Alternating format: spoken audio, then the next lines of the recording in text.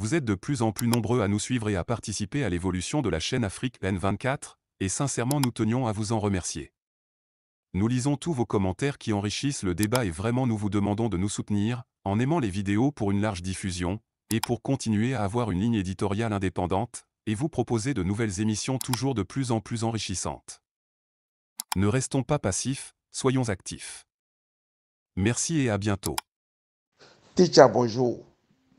Il est 4h30 heure d'Allemagne et je te fais cet élément audio étant fier de moi pour la simple raison que mon flair de journaliste ne m'a jamais trompé. J'ai été le premier teacher à te dire que la France avait deux fers au feu. Et j'ai pris l'exemple de deux policiers courant décembre. C'est en décembre que j'avais fait cette sortie où j'ai dit à la face du monde qu'en Allemagne, pour une infraction, vous avez sur votre dos deux policiers. Toujours. Le premier, il est d'une sagesse rare. Le second, il est d'une brutalité rare.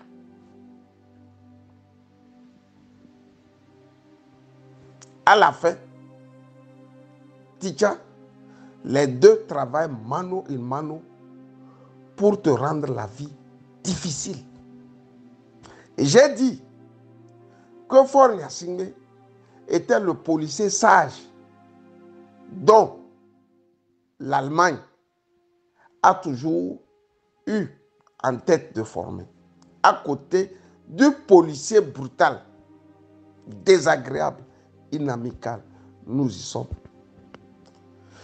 Quand on lâchait les Ouattara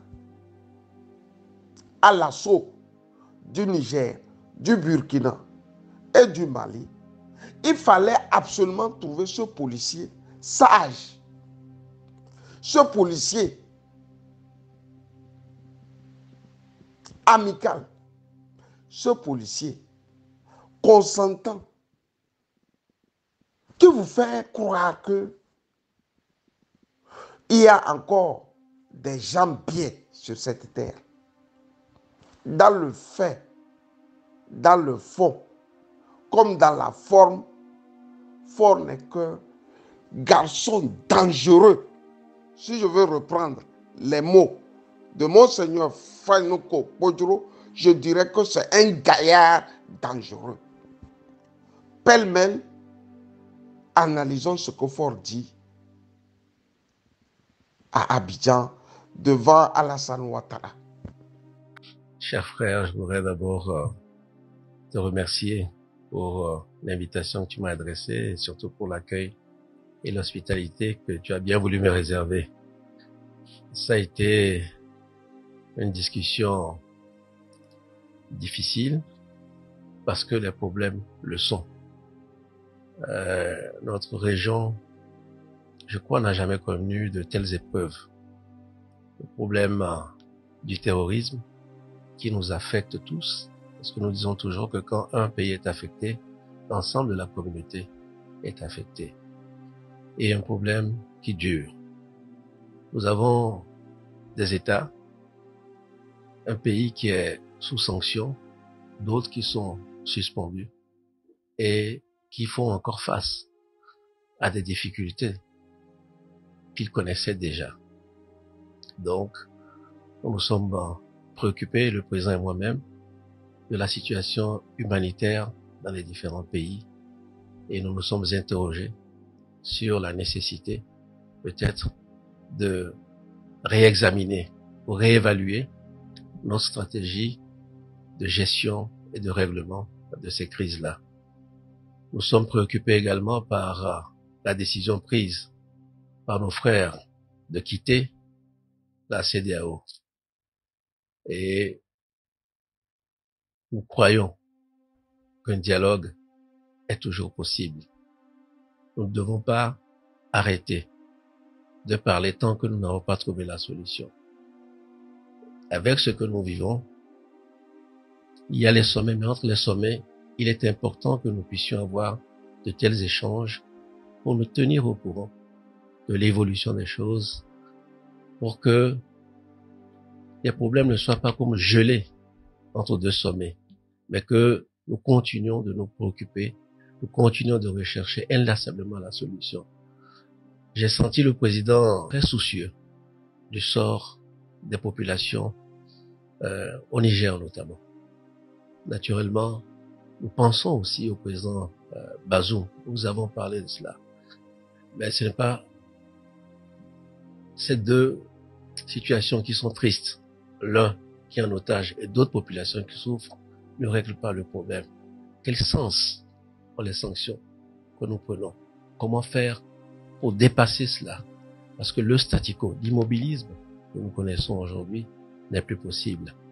Nous n'avons pas forcément trouvé une solution et nous n'appartient pas seulement présent à la scène de nous-mêmes. C'est une solution qui doit être trouvée au sein de l'organisation. Donc, les réflexions que nous avons eues aujourd'hui, les discussions qui nous ont occupés aujourd'hui, certainement d'autres chefs d'État aussi les ont, et nous avons bon espoir. Nous avons bon espoir que nous finirons par trouver une solution à la satisfaction de tout le monde. Il ne s'agit pas de dire que tel parti a raison, notre parti a tort. Il s'agit d'avoir un espace régional qui retrouve la paix, qui retrouve la sécurité et des populations qui vaquent librement à leurs occupations. Que nous reprenions le cours des événements. Nous sommes convaincus que tant que la solution n'est pas trouvée, nous devons continuer à travailler, à discuter, à dialoguer. Parfois pour nous dire des choses qui ne sont pas toujours agréables, mais nous devons continuer à parler. Parce que c'est notre raison d'être. Quand on parle de la CEDEAO des peuples, nous devons être en phase avec ces peuples. On peut avoir des malentendus momentanés, on peut avoir des désaccords, des différences d'appréciation. Mais l'objectif reste le même. La paix, la sécurité, la stabilité et surtout la fraternité. Donc nous nous sommes quittés quand même sur une note d'espoir en nous donnant rendez-vous dans les prochaines semaines pour essayer de trouver une solution. Merci Monsieur le Président pour vos avis qui vont m'aider moi aussi à continuer la mission qui m'a été confiée. Donc encore une fois merci et je ne peux pas vous quitter sans vous féliciter de nouveau pour l'éclatant succès des éléphants de la Côte d'Ivoire lors de cette dernière CAN. Félicitations à tous les joueurs, félicitations à toute l'équipe et bravo à vous, Monsieur le Président.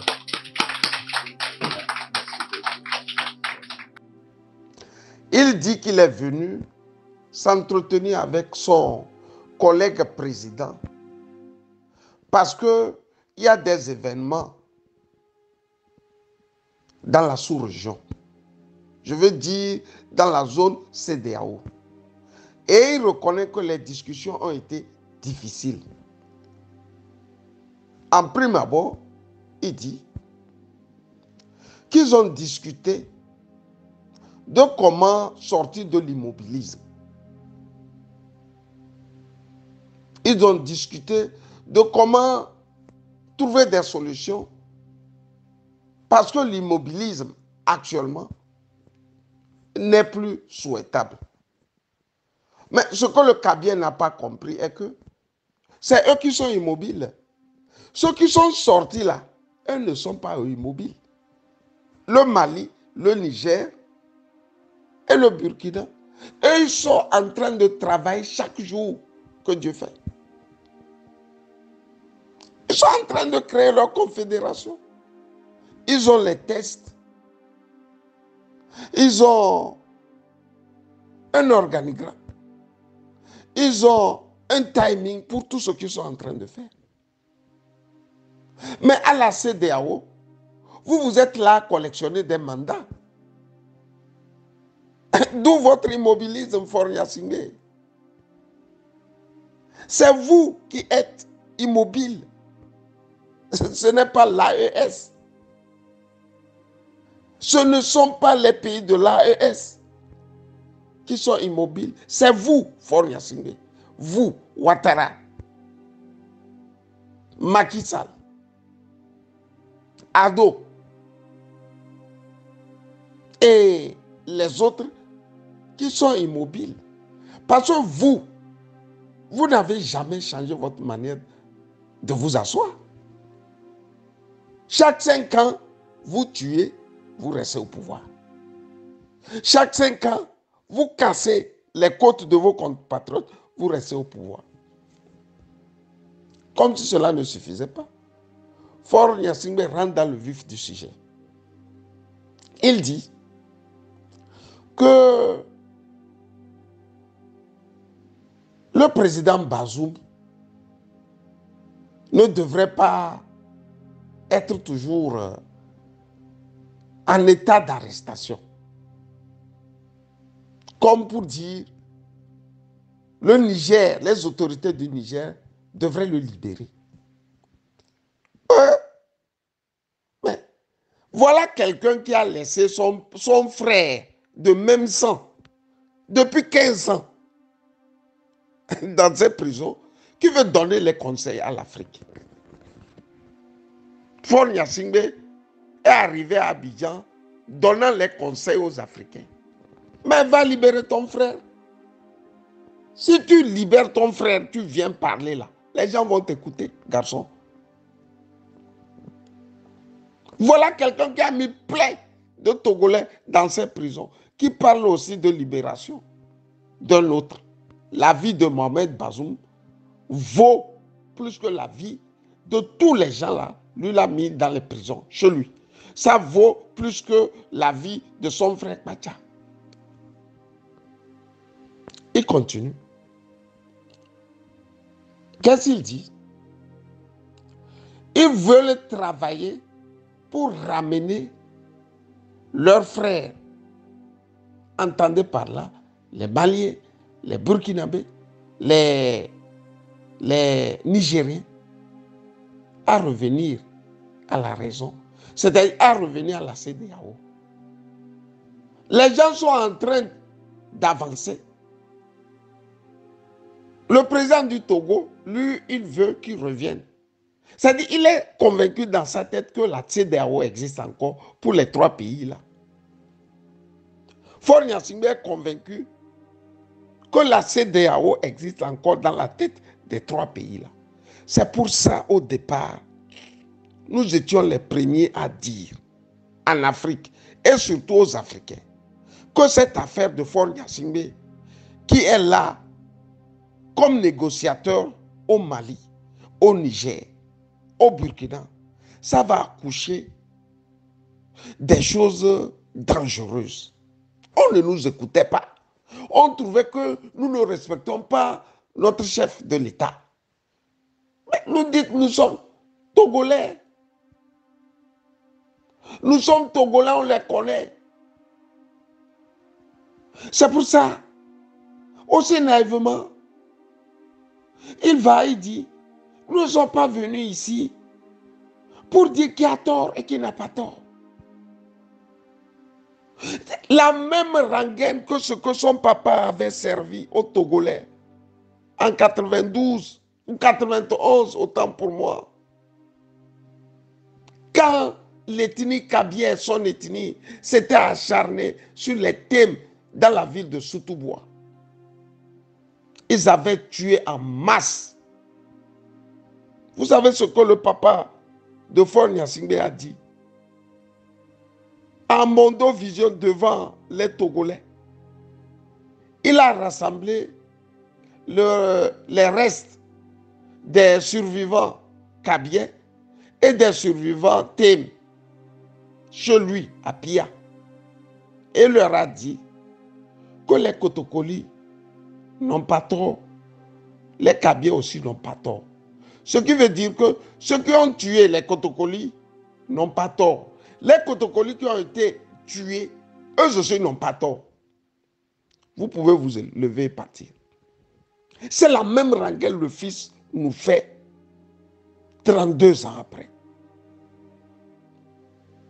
Il n'est pas question de dire que le Niger, le Burkina, la Côte et le Mali ont tort.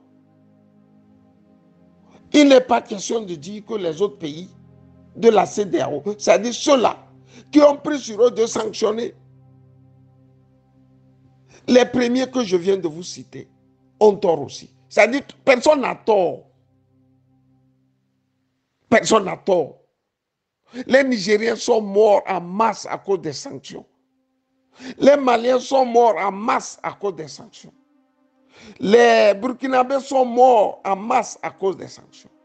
Mais le Kabien vient et dit, il ne s'agit pas de dire qui a tort et qui n'a pas tort. Vous voyez comment eux, ils jugent. Vous voyez comment ils ont appris nos juges à trancher. Quand c'est sérieux là, c'est en ce moment, eux ne tranchent pas. Le Niger est dans son pays. Les Nigériens sont dans leur pays, le Niger. Car pas le Niger est dans son pays. Les Nigériens sont dans leur pays, le Niger. Vous venez les provoquer. Vous venez leur imposer des sanctions. Et c'est vous qui dites maintenant qu'il ne s'agit pas de dire qui a tort et qui n'a pas tort. Vous, chers Africains, vous vous en rendez compte de l'ignominie de ceux qui nous dirigent. Faure n'a jamais été un Africain digne de ce nom. C'est quelqu'un qui veut le pouvoir. C'est l'autre main de la France-Afrique. C'est l'autre main de la France. Il faut qu'on coupe cette main. Tant qu'on ne coupera pas la main là, le garçon là va nous fatiguer. Comme il est en train de fatiguer le peuple togolais. Il est au pouvoir depuis bientôt 20 ans. 4 mandats. Comprenez-nous, chers Africains. Quand nous parlons en conséquence de cause parce que nous le connaissons mieux que quiconque. Il est dressé là-bas, il est assis là-bas par le truchement et l'aide de la France. Lui, il est CEDEAO pur et dur. Il est immobile. Et c'est lui qui parle de l'immobilisme. Faure Gnassingbé est immobile. Il est immobile. 2005, il est arrivé, il a tué. Il a cassé les têtes. Il a clouté les têtes. La CEDEAO a fermé les yeux. 2010, il a fait le remarque. La CEDEAO a fermé les yeux. 2015, il a fait le remarque. La CEDEAO a fermé les yeux. 2020, l'envoyé spécial de la CEDEAO, le général Béhanzé, a dit, c'est Dieu, Allah lui-même, qui choisit les présidents pour les pays. Et c'est ce Dieu-là qui a choisi Faure Gnassingbé pour diriger le Togo. Clap de fin. De quoi nous causons? Il faut avancer, chers frères de l'AES. Avancez, ne reculez pas. Devant est bon. Devant est bon. Ne retournez jamais à la CEDEAO. Les Faure Gnassingbé vous attendent de pied ferme. On a toujours dit, ce n'est pas un panafricanisme. Le genre de panafricanisme ils veulent imposer à l'Afrique est une fabrication française. Nous y sommes. Bonne journée, Ticha. Kamisali.